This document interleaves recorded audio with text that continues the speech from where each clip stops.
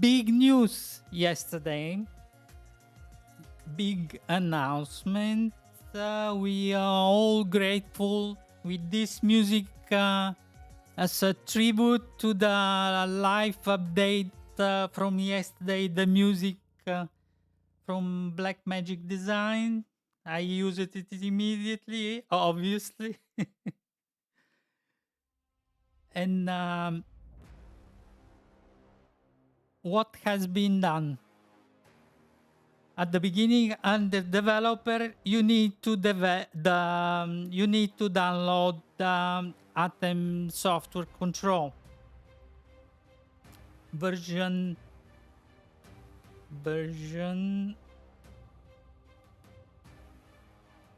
10.3 beta 1, if I'm not wrong.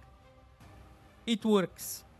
I have updated it straightforward, no issues, no big deals. I had to reset the configurations, startup configuration once, because I had some doubts. But it works, everything works. The one is ATEM Software Control. You download it, you install it, next,